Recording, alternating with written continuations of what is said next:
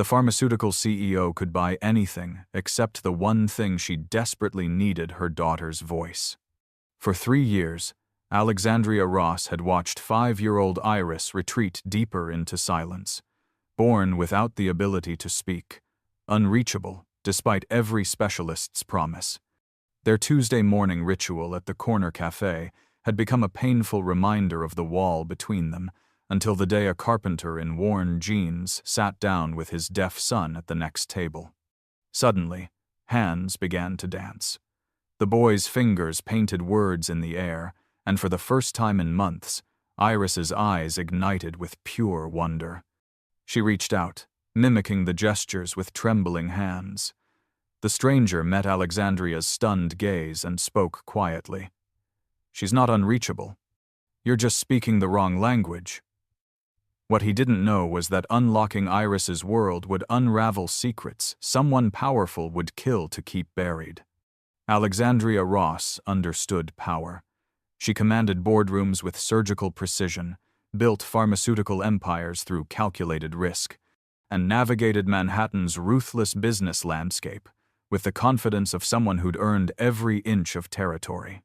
The view from her 42nd floor office stretched across the city like a conquered kingdom, glass towers catching October sunlight, the East River threading silver through concrete, wealth and ambition stacked vertically as far as the eye could see.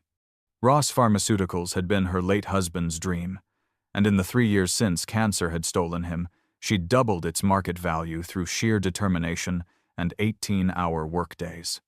But none of that mattered when she looked at the photograph on her mahogany desk. A small girl with dark curls and eyes that seemed to hold oceans of unspoken words stared back at her. Iris, 5 years old. Born without functional vocal cords, a rare congenital condition that left her physically incapable of producing sound. No surgery could fix it. No therapy could overcome basic anatomy.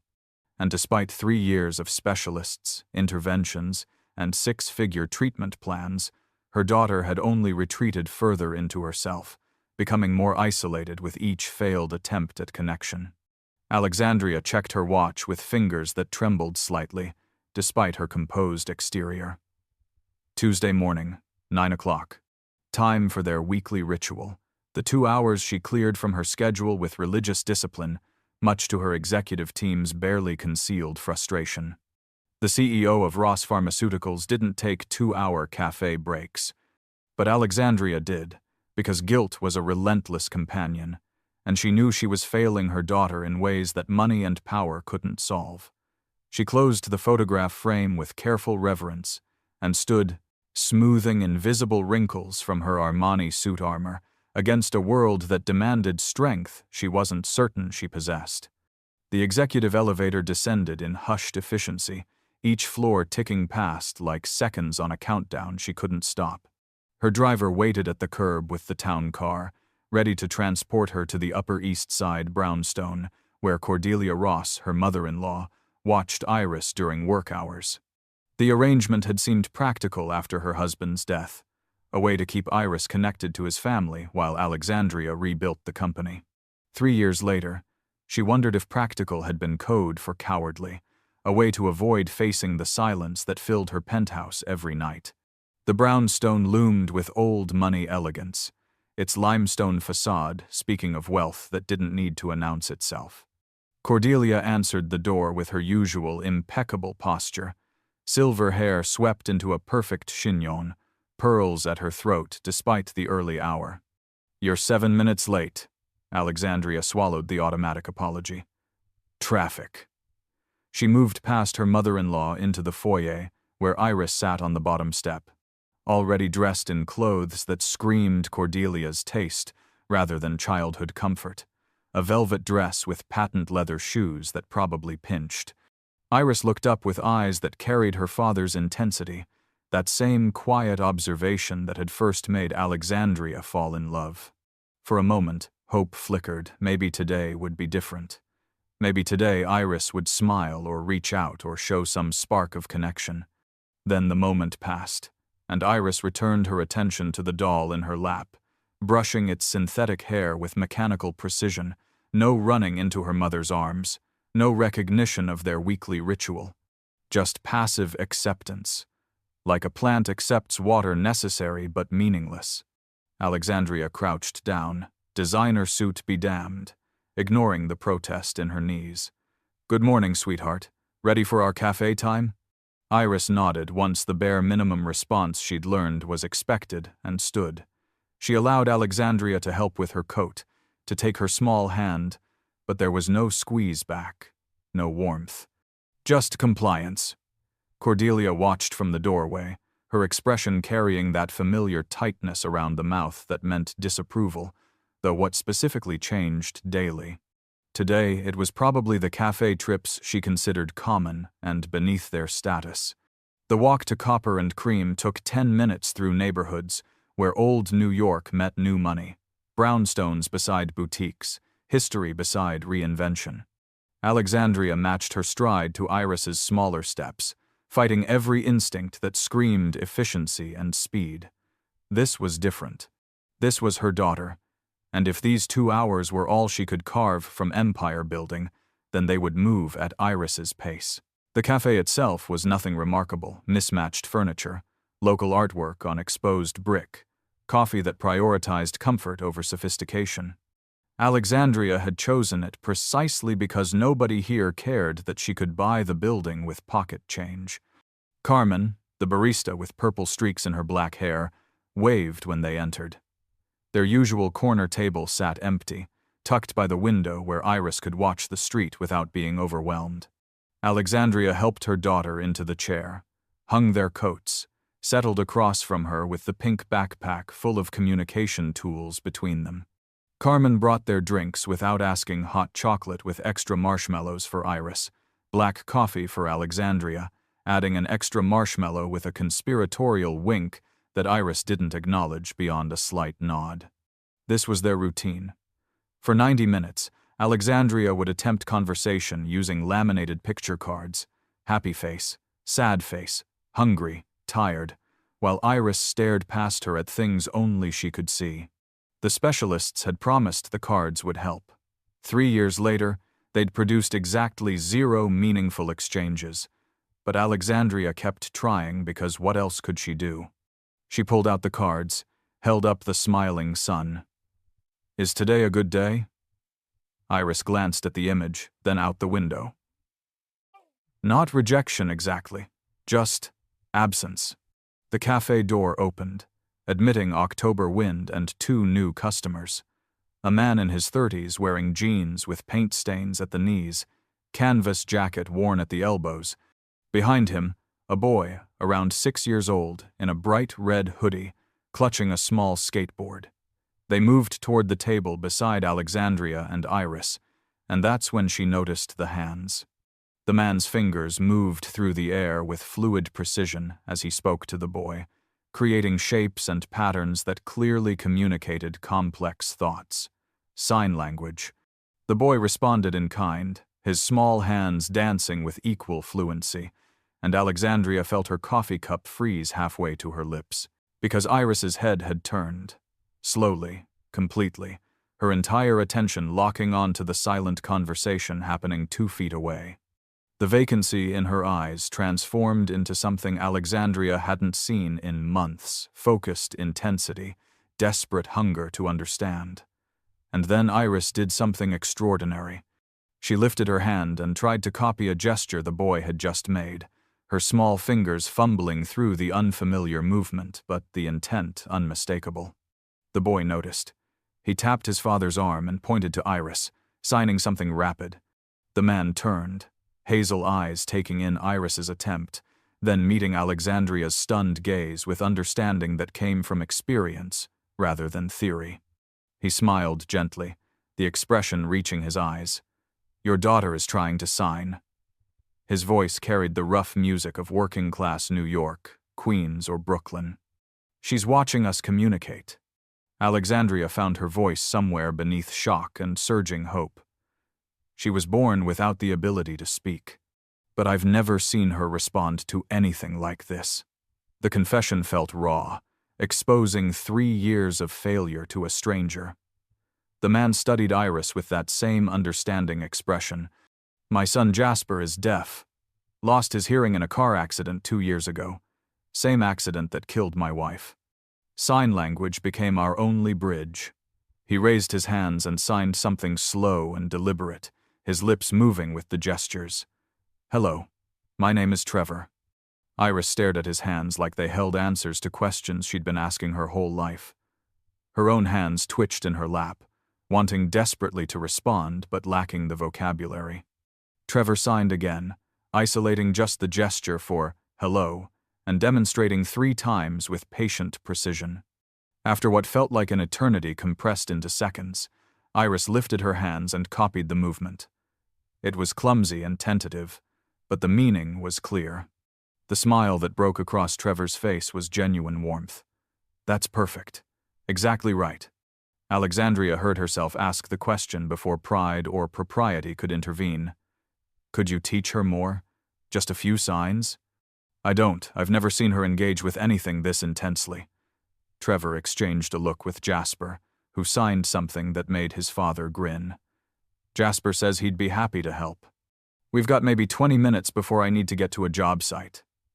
He pulled his chair closer and began teaching Iris basic signs: hello, goodbye, happy, thank you, friend.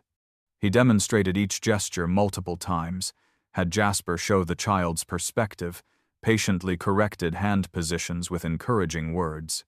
And Iris absorbed every lesson with the fierce concentration of someone finding water in a desert. She practiced each sign over and over, her small face serious with effort, and when she finally got "thank you" right, something that might have been pride flickered across her features. 20 minutes passed like seconds and hours simultaneously, time behaving strangely under the weight of transformation.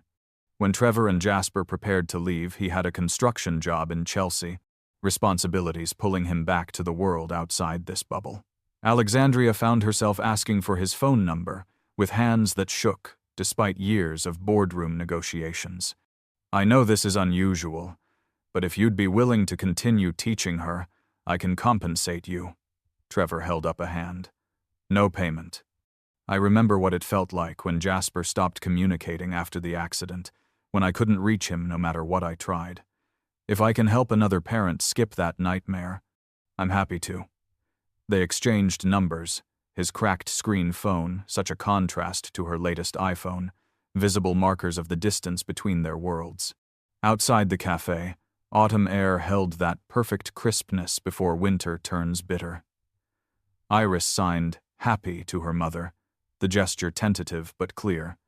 It was the first voluntary emotion she'd communicated in 3 years. Alexandria crouched on the dirty sidewalk, Armani suit pressing against concrete, and hugged her daughter with a ferocity that came from depths she usually kept locked away. Me too, sweetheart. Me too. Around them, the city continued its endless motion, people rushing to wherever people rushed, none of them aware that a small miracle had just occurred in a modest cafe. The walk back to the brownstone felt different, charged with possibility that made the air seem thinner, brighter. Iris practiced her new signs the entire way, looking to Alexandria for confirmation she was doing them right. When Cordelia answered the door, her expression shifted from composed to concerned at the sight of them both focused on Iris's hand movements. What on earth are you doing? Alexandria kept her voice level, professional, the tone she used in boardrooms when defending controversial decisions. Iris is learning sign language. She learned 5 signs this morning. Cordelia's disapproval was immediate and absolute. Sign language? Alexandria, Iris can hear perfectly well. This is just another expensive intervention that, it's not expensive. It's free. And it's not an intervention, it's communication. Alexandria heard the defensive edge in her voice and couldn't quite eliminate it. Cordelia's lips thinned into a line that spoke volumes. She can hear. She doesn't need sign language. This is novelty, nothing more. How many failed therapies have there been now? Music therapy? That ridiculous program in Florida with dolphins? Each word was a precision strike aimed at vulnerability. Alexandria tried hard to hide. But this time was different. This time, Iris had initiated. This time, something had sparked behind her daughter's eyes that had been dark for too long. "This isn't a failed therapy, Cordelia. This is real." Iris responded in ways she never has before. "Because it's novel," Cordelia repeated, stepping back to open the door wider in clear dismissal. "Give it a week and she'll lose interest. I have a garden club meeting at noon. Iris needs lunch before her nap." The conversation ended by decree rather than discussion. Alexandria wanted to argue, wanted to defend the miracle that had happened. But 3 years had taught her that fighting Cordelia was like fighting marble you could chip at the surface, but the core never changed. She kissed Iris goodbye, watched her daughter disappear into the brownstone's dim interior, and walked back to where her driver waited. But instead of heading to the office, she made a decision that would scandalize her executive team. She called her assistant. "Clear my afternoon schedule. Personal emergency." The Manhattan Public Library's main branch held resources that money couldn't buy, specifically a comprehensive section on American Sign Language, staffed by a librarian who happened to be deaf. Alexandria spent 4 hours there that afternoon, checking out beginner guides, downloading apps, watching video tutorials until her eyes burned. She learned that sign language wasn't just hand shapes but facial expressions, body language, spatial grammar, an entire 3-dimensional linguistic system as complex as any spoken language. She learned the signs for "I love you" and "I'm sorry" because those were the 2 things Iris needed to understand most. Thursday's park meeting with Trevor and Jasper expanded Iris's vocabulary to 20 signs. They met in a small neighborhood park in Hell's Kitchen, far from the manicured lawns where Alexandria usually took Iris, and the difference was immediate. This park hummed with real-life kids climbing equipment while parents chatted, a basketball game providing percussion, a dog barking with enthusiastic chaos. Trevor taught patiently while Jasper demonstrated, and Iris copied with determined concentration that made Alexandria's chest ache. The boys became instant friends, their shared language creating bonds that needed no sound. "There's a community center in Chelsea," Trevor said as they wrapped up. Iris and Jasper still signing to each other with increasing animation. "They offer ASL classes for families every Saturday morning. It's not fancy, but it's comprehensive. If you want Iris to become truly fluent, she needs immersion, not just lessons." He texted her the address. "Jasper and I go every week. It's our thing." The community center represented everything outside Alexandria's usual world, grassroots, accessible, focused on community rather than exclusivity. But it also represented what her daughter needed. "We'll be there," she said without hesitation. Friday morning brought chaos in the form of a manila envelope delivered to her office by courier. Inside were background check documents, detailed reports on Trevor Hayes, including financial records, employment history, even custody arrangements for Jasper. At the bottom was a business card for Gerald Murphy's private security firm, the same one Cordelia had used for years. Alexandria's blood ran cold. Her mother-in-law wasn't just dismissing sign language, she was investigating Trevor, building something. By lunchtime, Trevor called. "We need to talk. Can you meet me?" They met at a coffee shop near his work site. Trevor slid a folder across the table, copies of the same background check, plus additional documents about Alexandria and Iris. Medical records she hadn't authorized. Financial statements that should have been private. Custody documentation from her husband's estate. A friend who works building security recognized Jasper's name in files someone was carrying. Trevor explained, anger tight in his jaw. "He took photos to warn me. Someone's building a case, Alexandria, the kind that comes before legal action." The implications crystallized with brutal clarity. Cordelia would claim Alexandria was unfit, making reckless decisions, allowing strangers access to Iris, demonstrating instability. It didn't matter that none of it was true. With enough money and the right lawyers, she could make it sound damning. "She's going to try to take Iris," Alexandria said quietly. "My mother-in-law, she has resources, lawyers, connections. If she files for custody, it becomes public. The media would destroy us. Trevor's expression was grim but resolute. Then we get ahead of it. Document everything Iris's progress, the specialists who failed her, expert testimony about why sign language works. Build your case first. It made strategic sense, but Alexandria saw the deeper problem. She doesn't just want to prove I'm unfit, she wants to prove you're dangerous. The optics are terrible: wealthy widow, working-class carpenter, vulnerable child. The suggestion alone could destroy both our reputations. Then maybe I should step back, Trevor said, resignation heavy in his voice. Find another teacher. You can learn from professionals. No. The word came out sharp with sudden clarity born from 3 years of making wrong choices. That's exactly what she wants. To isolate us. To prove I'll cave under pressure. But I'm done making decisions based on what powerful people think I should do. Alexandria stood, pacing to the window where Chelsea sprawled with its mix of old and new, working class and gentrifying, real life happening outside controlled spaces.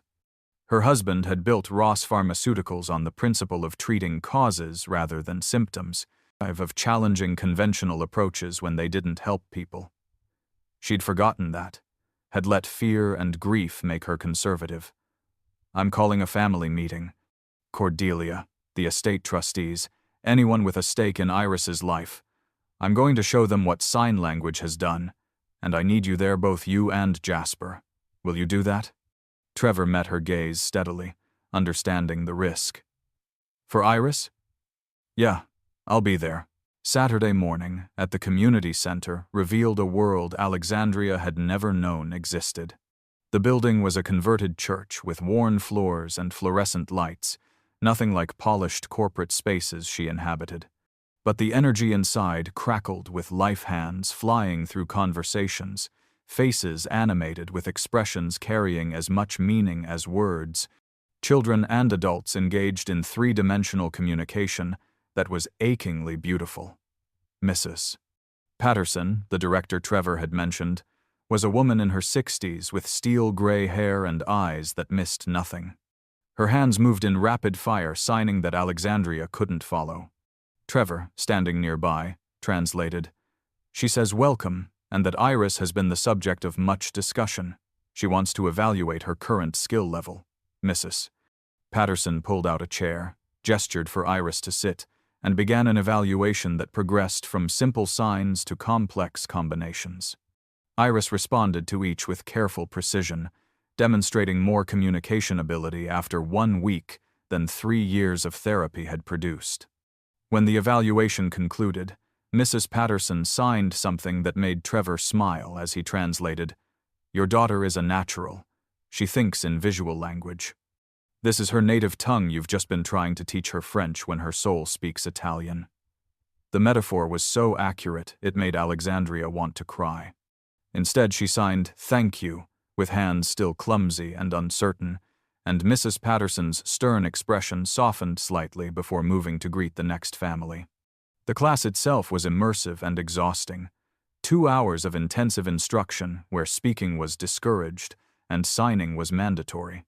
Alexandria stumbled through conversations with other parents: Rachel, whose deaf son was Jasper's age; Marcus, whose nonverbal daughter used signs and picture boards together. They all had similar stories: specialists who'd missed obvious solutions, years struggling alone, relief at finally finding community. They offered patience and encouragement without judgment, shared resources without competition, created support networks that money couldn't buy. Alexandria learned advanced grammar concepts that made her head spin: how spatial relationships communicated tense, how facial expressions modified meaning, how body orientation indicated subject and object. She practiced fingerspelling until her hands cramped, discovered that sign language had regional accents and generational differences just like spoken languages. But the most remarkable part was watching Iris with other children. 8 kids ranging from 4 to 10 years old, some deaf, some nonverbal for various reasons, all fluent to varying degrees. They communicated with ease that made spoken language look cumbersome, their hands creating inside jokes and shared stories faces expressing emotions with theatrical clarity. Iris, after initial shyness, joined a game involving signing animals and acting them out. Her silent laughter, that full-body joy that needed no sound, rang through Alexandria's heart like church bells. This was what childhood should look like. A girl named Harper, around 8 and completely deaf, took Iris under her wing with casual protectiveness. She corrected hand positions gently, taught shortcuts and slang signs, included Iris in conversations with other kids. Watching them together, Alexandria understood with sudden clarity that Iris wasn't broken or limited, she'd just been speaking a language nobody understood. When class ended, parents clustered while children played. Rachel invited them to a playdate. Marcus recommended YouTube channels for practice. A grandmother named Dorothy shared stories about fighting her daughter-in-law's resistance. Obstacles eventually overcome through persistence. By the time they left, Alexandria's brain felt like it had run a marathon, but for the first time in years, she felt like she was moving in the right direction. In the parking lot, Iris signed to Jasper with increasing animation, both children dissolving into silent giggles over something only they understood. Trevor watched with unmistakable pride. This is what I hoped would happen. Kids finding their people, parents finding community. It makes the struggle worth it. Alexandria looked at her daughter and saw transformation not from fixing what was broken, but from finally being given the right tools. I spent 3 years trying to make her fit my world. I should have been learning to enter hers. The admission cost something, acknowledging years of good intentions that had missed the point entirely. Trevor's expression was understanding rather than judgmental. You're here now. That's what counts. You're doing the hard work learning her language instead of expecting her to learn yours. Most parents never get there. The family meeting that Alexandria called for Monday evening was held in the Ross Pharmaceuticals boardroom, neutral territory where neither she nor Cordelia could claim home advantage. She'd invited Cordelia, 3 estate trustees who'd worked with her husband for decades, and the family therapist who'd been seeing Iris since diagnosis. She'd also invited Trevor and Jasper, which had prompted an immediate phone call from Cordelia, demanding to know why outsiders would be present at a family discussion. Alexandria's response had been simple.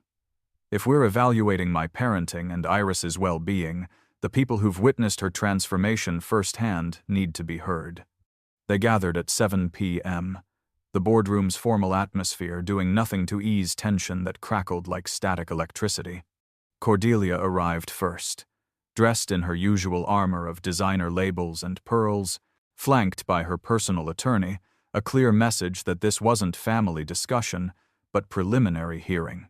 The trustees arrived together, men in their 60s who'd known Alexandria's husband since college, expressions carefully neutral. The therapist, Dr. Walsh, carried a file folder containing 3 years of clinical observations and carefully worded concerns, and Trevor and Jasper came last, the carpenter and his deaf son looking profoundly out of place, but Trevor's jaw set with determination. Alexandria stood at the head of the table with Iris beside her, feeling the weight of judgment from every direction. But she'd spent the weekend preparing, had compiled video evidence and expert testimonies, had rehearsed until words felt like armor. Thank you all for coming. I know this is unusual, but what I need to share is too important for phone calls or individual meetings. 2 weeks ago, Iris was nonverbal, non-communicative, and according to every specialist we consulted, unreachable. Today, I'm going to show you that every single one of those specialists was wrong. She pulled up the first video on the boardroom's screen footage from her phone of Iris at the café 2 weeks ago, sitting unresponsive and distant, staring at nothing while Alexandria tried unsuccessfully to engage her with communication cards. The contrast to the little girl currently standing beside her, alert and present, was devastating. Then she showed the second video from Saturday's community center class, where Iris enthusiastically signed with other children, her face animated with expressions Alexandria had never seen before, her whole body involved in conversation. The silence in the room was absolute. This transformation happened in 2 weeks. Alexandria continued, her voice steady despite adrenaline coursing through her veins. 2 weeks of sign language instruction, not from expensive specialists or clinical interventions, but from a community center program, and from Trevor Hayes, the carpenter sitting across from you who recognized that my daughter wasn't unreachable. She was just speaking a language none of us had bothered to learn. She looked directly at Cordelia. I understand you've been investigating Mr. Hayes, looking for reasons to question his character or motives. I have the background check reports. But what those reports don't show is that he's the first person in 3 years who saw my daughter as whole rather than broken. Cordelia's composure cracked slightly, color rising in her pale cheeks. Alexandria, this is hardly. Neither is hiring investigators to build a custody case against your own daughter-in-law. Alexandria interrupted, her CEO voice cutting through the room like a blade. But since we're here, let's address it directly. You believe I'm making reckless decisions regarding Iris's care. You think I'm allowing inappropriate relationships to develop. You want to prove I'm unfit to parent my own child. She pulled out a folder, her own compilation of evidence, and slid it across the table to the trustees. These are letters from Dr. Walsh documenting Iris's progress over the past 2 weeks. Expert testimony from Mrs. Patterson at the community center, confirming that sign language is not only appropriate but optimal for visual thinkers like Iris. And medical records from every specialist who evaluated her, along with my annotations noting that not a single one recommended sign language as an option, despite knowing her condition. Doctor. Walsh cleared her throat, professional mask showing discomfort. Mrs. Ross, in fairness, sign language is typically reserved for deaf children. Iris can hear, but she can't speak, Alexandria said firmly. She was born without that ability, and no amount of speech therapy will change basic anatomy. Sign language doesn't require sound production. It gave my daughter a voice when nothing else could. Why wasn't this obvious to trained professionals? The question hung accusatory and valid in the air. Dr. Walsh had no answer that wouldn't sound like excuse or admission of oversight. One of the trustees, Mr. Blackwell, who'd been her husband's closest friend, spoke carefully. Alexandria, I think we can all agree that Iris's progress is remarkable, but Mrs. Ross Sr. has raised valid concerns about the speed of these changes and the involvement of individuals outside your usual support network. Surely you can understand why that might raise questions? I can, Alexandria acknowledged. But understanding questions and accepting baseless accusations are different things. If this meeting is about Iris's well-being, then let's actually consult Iris. She gestured to her daughter, who'd been watching the adults with wide, comprehending eyes. Iris, can you tell everyone here how you're feeling? Tell them in your language. For a moment, Iris just stared at the assembled adults, these powerful people who controlled so much of her life without ever asking what she wanted. Then she lifted her small hands and began to sign, slow and deliberate. Trevor translated quietly, his voice carrying in the silent boardroom. I was sad before. Nobody understood me. I tried to tell Mommy things, but she couldn't hear my hands. Now Mommy is learning my language. Now I have a friend who talks like me. Now I'm happy. The simplicity of it, the pure, childlike honesty hit the room like physical force. Cordelia's attorney made notes, but his expression had softened from adversarial to something more human. The trustees exchanged glances, suggesting certainty was fracturing. Dr. Walsh pressed her lips together, recognition of professional failure written in every line. And Cordelia herself sat frozen, perfect composure finally, completely shattered. Iris wasn't finished. She signed something else, looking directly at her grandmother, and Trevor translated, "Grandma, why are you angry? Mommy is trying her best. Please don't take me away from her." The words came from such genuine confusion and fear that even Cordelia's careful mask couldn't hide the impact. Her hands trembled slightly as she reached for her water glass, and when she looked at Iris, something in her expression shifted from judgment to something that might have been recognition or shame or both. She knows. Cordelia said quietly, more to herself than anyone else. She understands everything we're saying. Of course she does, Alexandria replied, gentle now that defense had been mounted. She always has. She just couldn't respond in ways we could understand. That was our failure, not hers. The distinction was crucial, and it landed with weight. This wasn't about Iris being broken or limited. This was about adults being too rigid to adapt, too committed to conventional solutions to consider what actually worked. Mr. Blackwell cleared his throat, lawyer instincts clearly at war with personal history. Mrs. Ross, Cordelia, do you still believe Alexandria is making decisions contrary to Iris's best interests? The question was formal, requirement of his role as trustee, but his tone suggested he already knew the answer. Cordelia was quiet for a long moment, her gaze fixed on her granddaughter, who was now signing something to Jasper, private conversation between children who'd found their common language. When she finally spoke, her voice carried none of its usual authority. No, I don't. The admission seemed to cost her something fundamental, some core belief about control and proper procedure and the way things should be done. She looked at Alexandria with eyes that held too many emotions to name. I was wrong. About the sign language. About. She gestured vaguely toward Trevor. About judging the situation before understanding it. It wasn't quite an apology, but it was as close as Cordelia Ross was likely to come. Alexandria felt tension in her shoulders ease slightly, though wariness remained.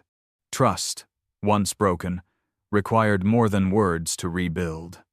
I appreciate that, Alexandria said carefully. And I hope you'll understand that moving forward, decisions about Iris's care will be made by me, in consultation with professionals who actually understand her needs. Not specialists who follow protocol regardless of results, and not family members who prioritize appearances over well-being. The boundary was clearly drawn, and everyone in the room recognized it as non-negotiable. Cordelia nodded slowly, acceptance settling over her features like age. I would like to learn sign language, she said quietly, to communicate with my granddaughter properly. If you'll tell me where to find instruction. The request surprised Alexandria, but she saw genuine desire behind it, a grandmother trying to find her way back to a relationship she'd nearly destroyed. Mrs. Patterson runs classes for family members every Wednesday evening. I'll send you the information. As the meeting dispersed, Trevor and Jasper prepared to leave, their role complete. But before they reached the door, Cordelia called out, "Mr. Hayes!" Trevor turned, tension visible in his shoulders, and Cordelia crossed the room to stand before him. Up close, the contrast was stark society matriarch in designer suit and working-class carpenter in clean but inexpensive clothes. But when Cordelia extended her hand, it was without condescension. Thank you for seeing what we couldn't. For helping my granddaughter find her voice. Trevor shook her hand, surprise evident. I didn't do anything special, ma'am. I just recognized someone who thinks the way my son thinks. That recognition was everything, Cordelia said quietly. Then, with visible effort, I'm sorry for investigating you, for questioning your character without reason. I was frightened of losing control. Fear makes us do unkind things. It was the most vulnerable Alexandria had ever seen her mother-in-law. Trevor's expression softened. I understand fear, Mrs. Ross, but I've learned that control isn't the same as connection. Sometimes you have to let go of how you think things should be to see what they actually are. The weeks that followed established new rhythms built on communication rather than assumption. Alexandria attended Saturday classes at the community center, where Mrs. Patterson pushed her toward fluency with tough love teaching. Wednesday evenings brought unexpected encounters with Cordelia, who practiced signs with determined concentration, rebuilding a relationship she'd nearly destroyed. Trevor and Jasper became regular fixtures, park visits twice weekly, community events, occasional Sunday dinners, where conversation flowed through hands as much as mouths. Iris enrolled in an inclusive kindergarten, where signing and speaking students learned together, where difference was diversity rather than disability. Ross Pharmaceuticals launched a corporate initiative funding ASL programs in public schools. The board questioned return on investment until Alexandria framed it as serving an underserved market. The deaf and nonverbal community needed accessible healthcare communications, and positioning the company as ally would build loyalty. It was corporate speak for doing the right thing, but she'd learned to speak that language too. Iris thrived in ways that made Alexandria's heart ache with pride and pride for who Iris was becoming. Regret for years lost to ineffective approaches that had prioritized fixing over understanding. 3 months after that first cafe morning, Alexandria and Iris returned to Copper and Cream for their Tuesday ritual. But everything had changed, while nothing had changed. They still sat at the same corner table, still ordered the same drinks. But now, when Carmen brought their order, Iris signed, "Thank you," with confident precision, and Carmen signed back with a grin she'd been taking beginner classes after witnessing Iris's transformation. Other regulars had learned basic signs too, turning the cafe into an unexpectedly inclusive space where language didn't limit connection. Trevor and Jasper arrived shortly after, claiming their usual table, and the 4 of them settled into comfortable routine. The boys signed about their week, while Alexandria and Trevor exchanged adult observations about parenting and work and the general chaos of life. An elderly couple at a nearby table watched with curiosity, and Iris, brave, confident Iris approached them and signed slowly. "Hello, I'm Iris. I use sign language to talk. Would you like to learn?"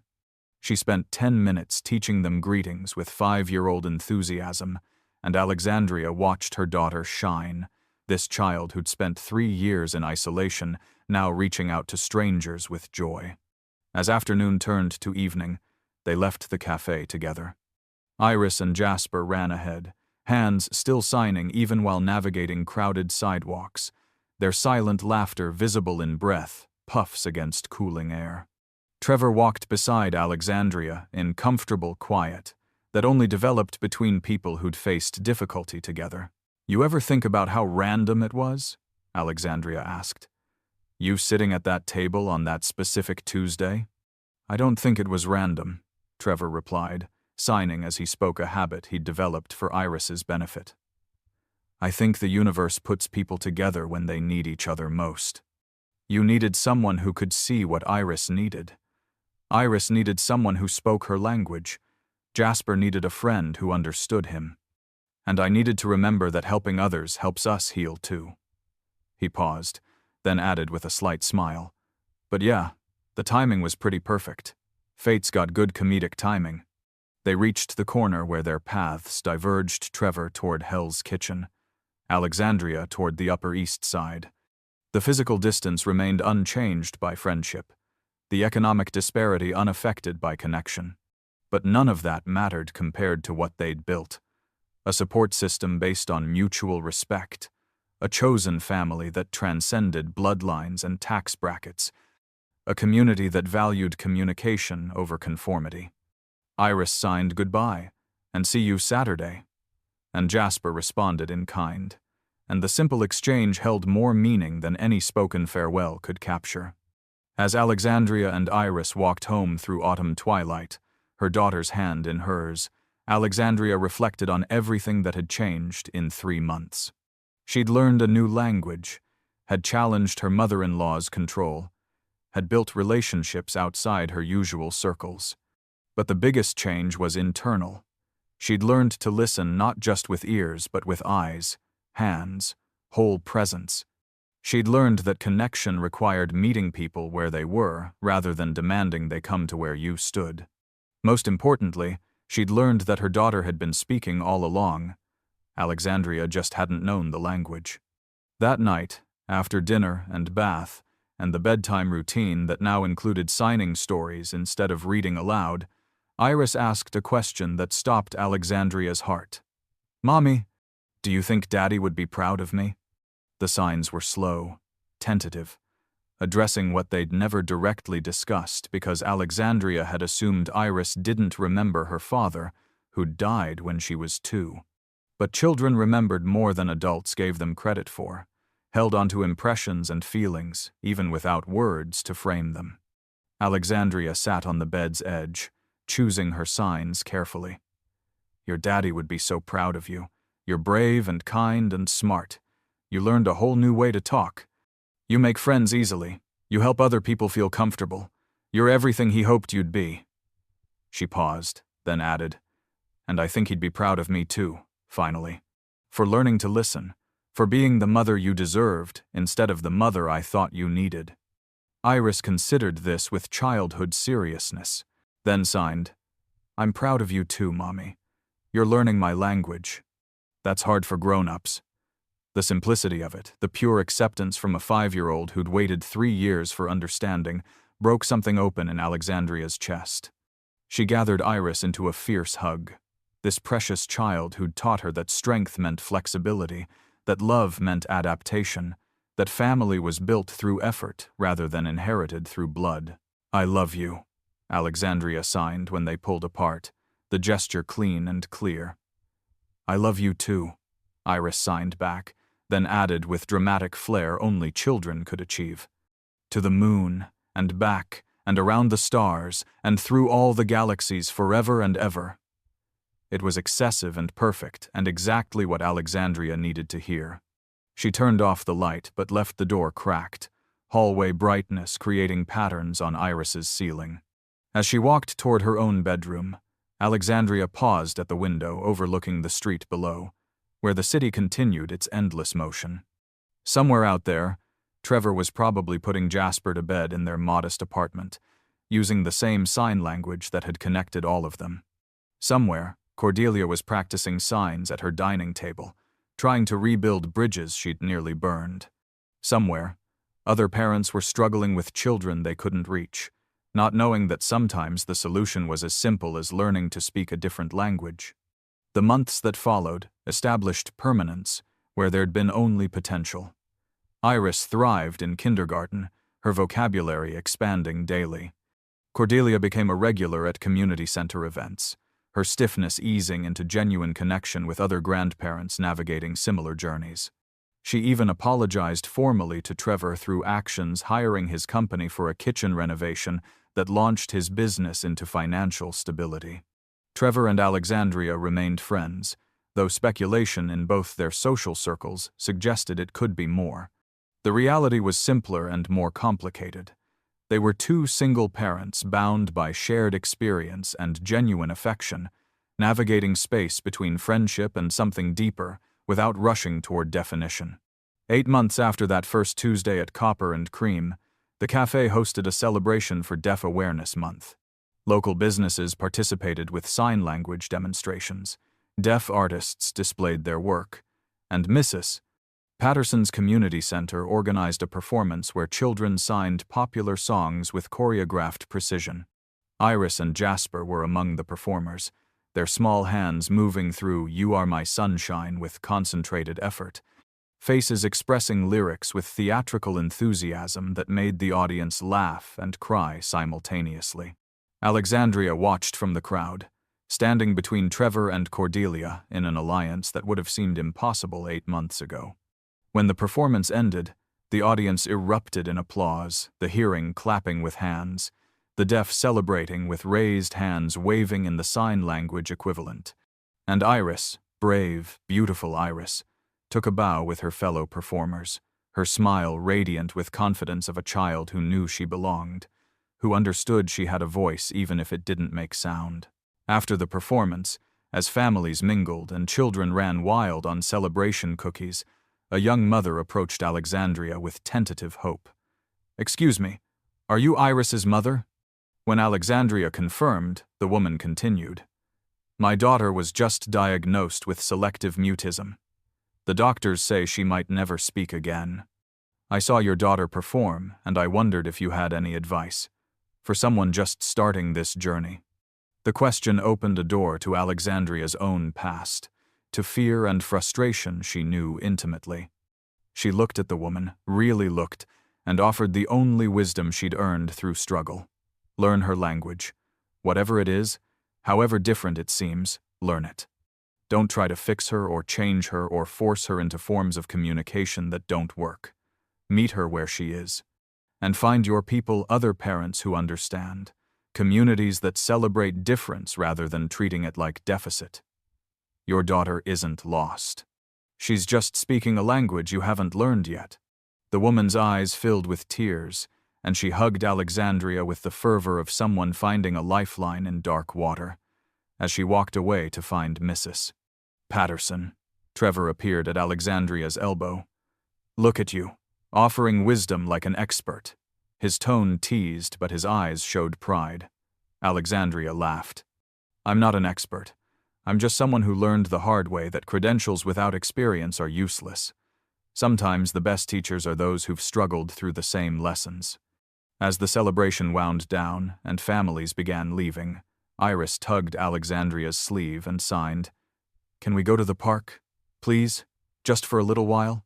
It was simple, a child's request, but it represented profound change. Iris asking for what she wanted, confident she'd be heard and understood. Alexandria checked her watch, calculated work waiting at home, board meeting prep that should take priority. Then she looked at her daughter's hopeful face and made the easy choice. Yes, we can go to the park. They walked through autumn afternoon. Alexandria, Iris, Trevor, Jasper toward the neighborhood playground that had become their meeting place. Trees blazed with color, leaves falling in slow spirals that Iris and Jasper tried to catch, hands temporarily abandoning sign language for more urgent leaf collection. Other families populated the park, diverse cross-section of New York with all its beautiful complexity. Some noticed the signing and smiled with recognition or curiosity. Others paid no attention, absorbed in their own concerns. At the playground, Iris and Jasper claimed the swings, legs pumping in unison, racing toward sky with childhood fearlessness. Alexandria and Trevor stood nearby, comfortable guardians bearing witness to joy. 8 months ago I was just surviving, Trevor said, watching his son swing higher. Now I can't imagine our lives without you and Iris. It wasn't random, Alexandria echoed his earlier words. It was the universe deciding we needed each other. She paused, then added honestly, I don't know what we are, Trevor, this thing between us, but I know it matters. I know I trust you in ways I haven't trusted anyone since my husband died.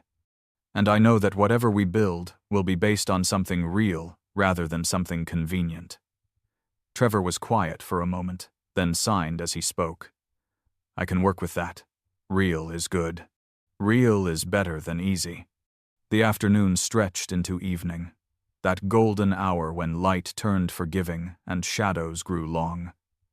Eventually they left the park, Iris and Jasper dragging their feet with childhood reluctance.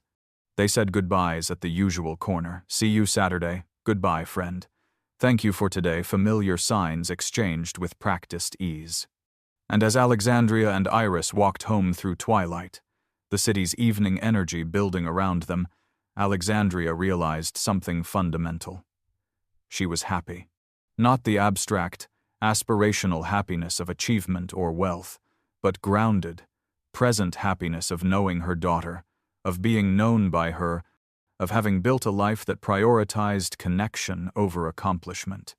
Inside their townhouse that night, after the routines and rituals that had become their new normal, Alexandria sat in her home office reviewing quarterly reports. The numbers were good, Ross Pharmaceuticals continuing its upward trajectory, but they felt less important than they used to, just markers of stability rather than definitions of worth. She found an email from Cordelia, proposing they expand Iris's education trust to fund ASL resources for low-income families. I can't undo the harm my opposition caused, but perhaps I can help other families avoid the isolation Iris experienced. Alexandria replied, That's an excellent idea. Let's discuss next week. And thank you not just for this, but for learning sign language, for showing Iris that people can change. It means more than you know. The response came quickly. Thank you for giving me a second chance. It wasn't grand reconciliation, but it was progress, the incremental kind that built sustainable change rather than dramatic but unstable reversals. She shut down her computer and checked her phone. A message from Trevor showed Jasper asleep, clutching a sign language picture book. He wanted to learn new signs to teach Iris tomorrow. Kids got priorities. Alexandria smiled, sent back a heart emoji universal language transcending words and signs, and set down her phone. Outside her window, the city continued its restless energy, millions of people speaking thousands of languages, all trying to connect, to be heard, to find their people in the chaos. Inside this particular home, one particular child slept peacefully, her small hands occasionally twitching through dream signs, muscle memory practicing what her conscious mind had learned. And one particular mother finally understood that the greatest gift wasn't wealth or opportunity or access to the best specialists. It was simply learning to speak her daughter's language, to meet her where she lived, rather than demanding she come to where her mother stood. It had taken 3 years of struggling, 3 months of intensive learning, and one Tuesday morning encounter with a carpenter and his deaf son to understand that simple truth. But she understood it now, and that was everything.